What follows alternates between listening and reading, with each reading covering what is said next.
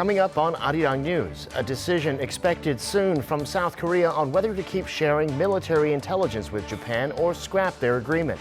The deadline for a decision is this Saturday. South Korean President Moon Jaein asks the nation's universities to get behind the government's efforts in terms of R&D to boost Korea's independence in technology. The government stands to invest billions of dollars in new tech next year. And South Korea signs a new FTA with Israel, becoming the first Asian country to do so. The FTA is expected to create synergy between Israel's technology and Korean manufacturing. It's 4:00 p.m. here in Seoul. Thank you for tuning in to our afternoon newscast. I'm Devin Whiting. South Korea's National Security Council has reportedly been discussing the fate of the military intelligence sharing pact with Japan this afternoon. A decision either way could have great import for the badly strained relations between Seoul and Tokyo. Our Shin Se-min is standing by at the Blue House. So, Se-min, have we heard anything yet? Not just yes, Devin. If the decision is made and delivered today, we're expecting that to take place sometime later this evening. A little while ago, a lot of the presidential corps has received a text message from the presidential spokesperson saying that the meeting of National Security Council session has kicked off at 3 p.m. local time. That is about an hour ago from now. And that meeting is being chaired by the security chief Chung Eui-yong himself. And according to sources, that's also the meeting where a lot of the officials will be discussing whether or not to renew or drop the real-time information sharing pact with Japan known as GSOMIA, or the General Security of Military Information Agreement. And the outcome of that meeting will be reported straight to President Moon Jaein, who reportedly has no schedule at this point this afternoon.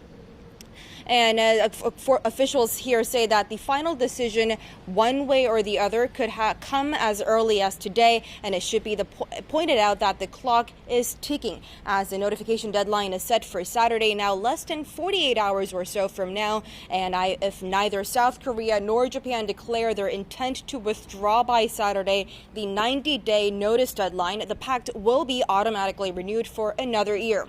And South Korea has dangled the idea of leaving GSOMIA since Japan accused Seoul of illegally transferring chemical materials to North Korea, one of the reasons Tokyo gave for imposing its export curbs early last month. Devin? Now, Se-min, what's the likelihood South Korea will renew this pact? Are there any signs either way? It is still early to say, Devin, but it's still widely divided. We are hearing from officials here that the opinions of whether or not to keep that pact is widely divided, and they are reportedly having a debate over that matter during the meeting that we have heard. But there's also a likelihood that South Korea may go ahead and renew the deal, and perhaps even a deal that would be under a conditional renewal, which would mean restricted information exchanges for the time being, while the two sides, both South Korea and Japan, try to resolve their diplomatic issues. It's also important to remember that the dispute between South Korea and Japan, Washington's top allies in Northeast Asia, could negatively impact regional efforts to monitor North Korea that has recently ramped up its military activities in the past couple of weeks. Devin? All right, thank you for that. Shin Se-min reporting from the Blue House. Now, South Korea's National Security Advisor, Kim Hyun-jong, says he thinks North Korea and the U.S. will resume their negotiations soon. After he met with Washington's top envoy on Pyongyang, Stephen Biegun, earlier today, he told reporters that's the impression he got from Biegun. Take a listen. I cannot reveal all the details from the more than an hour-long talks we had, but I got the impression that dialogue between North Korea and the US will resume soon, and I think it will go well. There's close coordination between South Korea and the US on the negotiations and the denuclearization process. Kim says he believes they will start again despite the North's statement appearing to reject that possibility. He did not elaborate on why. He added that Biegun raised the issue of South Korea-U.S.-Japan cooperation, but again did not elaborate. Now, despite continued calls on North Korea to come to the negotiating table, the North says it's not interested in talks. It blames South Korea and the U.S. for killing the atmosphere for talks through their military drills and Seoul's acquisition of powerful F-35 jet fighters. Oh Jung-hee reports. North Korea was quick to respond to the arrival of the additional F-35A stealth fighter jets in South Korea on Wednesday. On Thursday, Pyongyang's foreign ministry released a statement criticizing Seoul's, quote, arms reinforcement. It stressed that South Korea, despite the North's continued warnings, is now bringing in F-35A stealth fighter jets from the U.S. right after their joint military exercise ended. The Seoul-Washington joint military exercise, combined command post training, ended on Tuesday, and 2 F-35A stealth fighter jets arrived in South Korea on Wednesday. The North said the moves were, quote, increasing military hostilities from South Korea and the U.S., which kills the momentum for dialogue and pushes the North to look for ways to deter the threat. Pyongyang added it still hopes to resolve the issues peacefully through dialogue and negotiations, but that it's not interested in dialogue that accompanies military threats. Seoul's 2 additional F-35A stealth fighter jets arrived at Cheongju Air Base on Wednesday, and another 2 jets will arrive this week, bringing the number of the jets owned by Seoul to 8. South Korea aims to have 10 F-35A stealth fighters by the end of this year and 40 by 2021. 오정희, Arirang News. In other news, President Moon Jaein has asked Korea's national universities to actively back the government's efforts to localize technologies related to parts and components. At a luncheon at the Blue House earlier today with the heads of South Korea's 24 national universities, President Moon emphasized that it's a national priority. He also called on them to do better in their role as the center of regional innovation.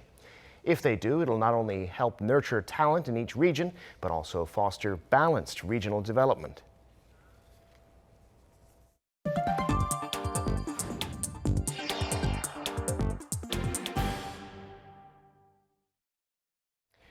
South Korean chemical companies have been found to be less aggressive than firms in other countries in their research and development spending. According to industry sources, Korea's top 10 chemical firms have spent an average of around 1% of sales revenue on R&D in the first half of this year. That's lower than the sector's global average. Sources say investment in research and development is crucial for firms to make new materials and reduce Korea's reliance on Japanese materials. South Koreans have been canceling plans to travel to Japan as part of a growing boycott of the country because of the trade issue. Our Won Jung-hwan looks at what impact this is having on the Japanese tourism industry. Tourism is an increasingly important sector of the Japanese economy, but it could be in trouble. According to Japanese government data on Wednesday, the number of South Korean tourists visiting Japan fell 7.6% in July from a year earlier. That was the lowest figure since September 2018, when flooding from a typhoon closed Kansai Airport and a strong earthquake struck Hokkaido.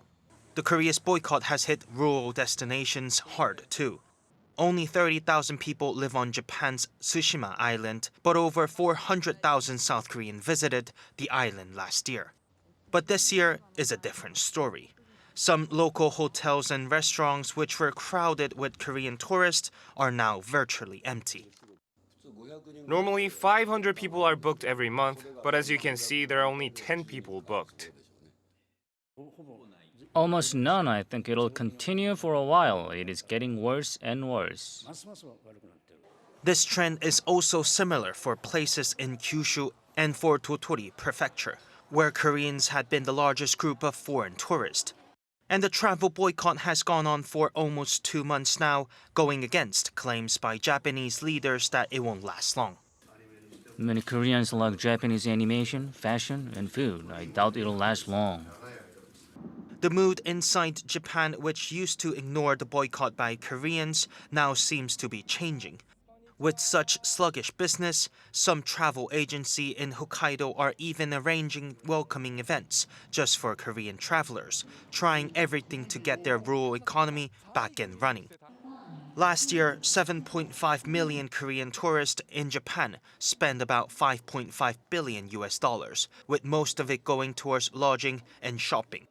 But many industry experts say that Japan's efforts are coming too late, and the fall in visitors this July is just the beginning of a much larger drop in tourist numbers. The fall in July only really came from some cancellations of already booked tours. But since then, there seems to have been few new bookings from Koreans. Moon Jaein, Arirang News. It's time now for an in-depth look at the global markets this afternoon, and for that I'm joined on the line by Mr. Daniel Yu, global strategist at Kiwoom Securities. Mr. Yu, thank you for coming on today. Thank you for having me today. All three main indexes on Wall Street were up on Wednesday, apparently overcoming fears of a recession. Korean stocks, though, moving in the opposite direction. What's the story today? Yes. If you look at U.S., there will be Jackson Hole conference will be starting soon. This economic policy symposium is one of the oldest conferences in the world. Many economists, financial market participants, the U.S. government representatives, and central bankers, bank officials from around the world will be attending to this. So everybody's quite focused about what's happening to the monetary policy of global economies. Unlike the past, most of these central bankers are to say quite strongly, have a strong voice during this policies symposium because there's a continuation of concern about economic slowdown in Europe and China and all the trade policy, trade dispute that's happening globally, global case. Meanwhile, Powell, the Fed chairman, will be making his first speech after July rate cut starting 10 a.m. Local time tonight. Many things has happened since the 31st press conference. Trump announced tariffs against China, and also short-term and long-term interest rate have been inverted, and many concern about economic recession that's happening at the current point in time. But nevertheless, as you said, U.S. market had a quite sharp rise yesterday due to strong earnings numbers from the various companies. Dow was up 0.93%, S&P was up 0.82%, Nasdaq was up plus 0.9%, and European stocks mostly rose quite significantly over 1 to 2% because of the optimism of a huge boosting measure by the European government. However, as you said, Korean market had declined by about 0.6%. Nikkei is also slightly down as well, and Chinese market seems to be muted because of the strong market they showed last few days because of the boosting measures that you're seeing. So currently the concern about recession versus boosting measures, these are the two opposite forces that foresees the volatile market in the future. Got it. Well, meanwhile, it seems like the Korean won is finding some stability against the U.S. dollar after it plunged last month. The won is still under pressure, though, because of all the uncertainty on trade you mentioned and so much else. Where do you see the currency going? Well, it's very difficult to see where the currency will go because every country are looking into boosting measures through monetary policies. If you heard the European government, they have said that they were coming out with a very aggressive boosting measures using monetary and fiscal policies, even lowering the interest rate at current minus 0.4% might go down to 0.5 or 0.6. We don't know exactly how low it's going to go down. Clearly, this is a reason for making the euro cheaper. Also, you probably already heard that China has lowered interest rate by 0.1 percentage point using some change in the regulatory environment. And this is also a clear reason for renminbi to depreciate. Also, as you know, U.S. will be holding a Fed FOMC meeting in September 18th. Many are expecting lower interest rate environment, probably by somewhere between 0.25 to at most 0.5% rate cut. All that affects a monetary policies to be quite weak, monetary policy to be aggressive and making the currency weak. So is the same thing for Korea. Korean won has depreciated as high as 1,223 won to dollar rate. Now it's down to around 1,207 level. Nevertheless, in the past, 1,200 level was a resistance but now it is also resistant to the downward trend. So it is difficult to see that currency breaking down below 1,200 in any time soon. The key question is what kind of monetary policy the BOK will be coming out soon, and whether they will be lowering further interest rate. I think because of the economic growth rates are very slow right now, the possibility of further rate cut is very much possible. And if that's the case, currency is probably going to be hovering around somewhere between 1,200 to 1,210 level over the next several weeks or so. Got it. Okay, and real quickly before we go, tell us about the new FTA between South Korea and Israel. Yes, Minister of Trade and Industry and Energy said that FTA between South Korea and Israel has been finalized after 3 years of negotiation. As a result of the negotiation, Korea will eliminate tariffs on 99.9% of Israel imports, and Israel will eliminate tariff of 100% of Korean imports. And clearly this is going to create some synergy between Israel and Korea in terms of taking Israel's high-tech technology versus Korea's strong manufacturing capabilities. This is pretty good news among very bad news flows on trade. Got it. That's where we have to leave it today. Mr. Yu, thank you so much for your insights. Thank you very much. Now, as Mr. Yu just mentioned, the new FTA between Korea and Israel removes almost all the tariffs the two countries have on each other. Our Kim Da-mi has the details. After 3 years of negotiations, South Korea signed a free trade agreement with Israel in Jerusalem on Wednesday. The deal makes Korea the first Asian FTA partner of Israel. Korea will scrap 99.9% of tariffs on Israeli imports, and Israel will remove all tariffs on Korean products. That will help Korea's main exports, including automobiles, auto parts, and cosmetics, to enter Israel without facing tariffs. Everybody drives Korean cars. And I think it's also the ability to have the technological exchanges that will give the great advantage for the future. In return, South Korea mainly imports industrial equipment from Israel. South Korea will lift tariffs on Israeli equipment for chip production within 3 years, seeking to help local firms diversify their import portfolio. South Korea's trade ministry said the bilateral deal will help strengthen technological exchanges, including machines and biohealth. The two countries vowed to open up the service and investment sectors, as well as provide more leeway beyond the General Agreement on Trade and Services under the World Trade Organization. Barriers on sensitive agricultural goods, including rice and garlic, will still remain, but tariffs on Israeli grapefruits will be abolished in 7 years. The FTA, however, will not cover Palestinian territories. The new trade deal is expected to boost bilateral trade, which recorded $2.7 billion in 2018.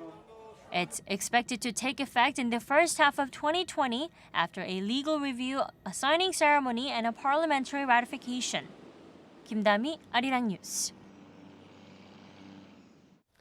And new data show the trade war between China and the U.S. has been hurting both countries' economies. Kim Hae-sung explains. China's 3 major electronics goods have seen production fall amid the prolonged U.S.-China trade war. According to the Korea Electronics Association, China's color TV, semiconductors, and smartphone production fell on year for the month of June. Color TV production fell near 2% on year and 11% on month to 14 million units in June. It's the first time in about 2 years that production posted on-year negative growth. The report said China's domestic demand has entered a mature stage, and the ongoing U.S.-China trade spat hurt the global trade environment, driving down China's exports. Smartphone production also fell 0.6% on year to around 150 million units. Semiconductor production also dropped to less than 15 billion units on sluggish global demand for chips. Auto production and robots production also nosedived by double digits. The ongoing trade war is also weighing on the U.S. economy. The U.S. Congressional Budget Office said Wednesday local time the budget deficit is set to hit over $1 trillion by fiscal year 2020, 2 years earlier than previously estimated. The CBO said federal debt is rising faster than expected due to increased federal spending and growing per capita healthcare spending. It also singled out tariffs as hurting the U.S. economy as they raise prices, curb investment and increase costs for businesses. The CBO said as a result of tariffs imposed by the U.S. and others since last year, U.S. GDP would be 0.3% lower by 2020 than it would have been otherwise, and real average household income will be reduced by $550.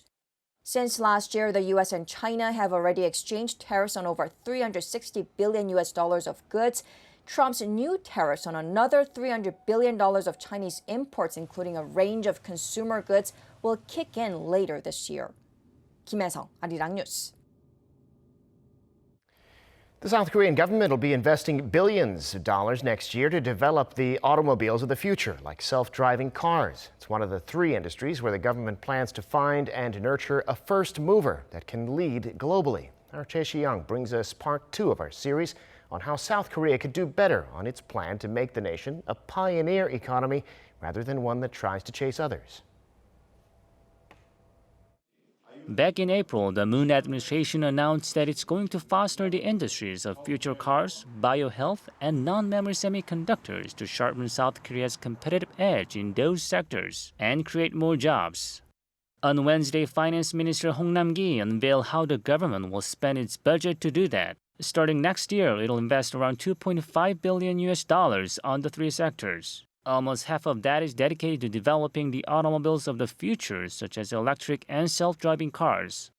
South Korea is lagging further behind its competitors in self-driving technologies than in electric cars, and this is one of the reasons the Trade and Science Ministries together are injecting another $25 million for self-driving cars on their own. Some experts say the government is focusing only on the latest technology. For the past years, we've been actually developing self-driving technologies. What we haven't been doing is finding areas where we can apply these technologies. We should pay more attention to what those might be and how we can do that. The expert went on to say that some are in the transportation and logistics industries where self-driving technologies could bring more efficiency. He also urged companies to do their part. Companies themselves, when doing R&D, should think about how their technology can appeal to other sectors and consumers so that the new technology leads to a greater synergy effect later.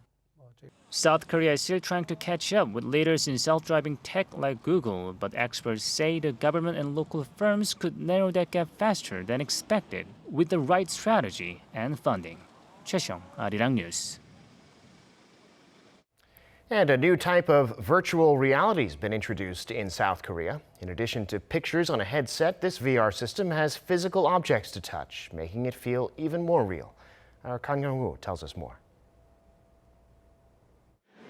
The line between the virtual world and reality has gotten more blurred in South Korea. This is the newly opened nomadic VR arcade in CGV Gangbyeon, a local theater near Dongseol bus terminal. Once you put on the VR gear and start the shooting game to fight zombies, you can actually touch and feel different objects you see in the virtual world. So if there's a door in front of you in the virtual world, a real door exists in the same exact spot in the real world. The touchable objects include doors, buttons, levers, and drawers. Up to 4 people can play at the same time. Each person has a rifle which vibrates every time you fire it, making it feel like you're really shooting down zombies. I felt like I was actually in The Walking Dead and that I was the main character, which was awesome. This was also my first time trying VR that I could touch. It was an incredible and fresh experience. This type of combination between virtual and physical reality tricks your mind into thinking that you're actually there. But the developers say they're thinking even bigger. So hopefully in the near future, in fact, we expect people to perhaps come see a superhero movie here in CGV and then come to a place like here and actually go into the movie and meet the heroes that you just met and be one of them. The Nomadic VR Arcade is open every day from 11 a.m. to 9 p.m. and until September 16. The entrance fee has a 50% discount at 7,500 won, about $6. Kang Young-woo, Arirang News.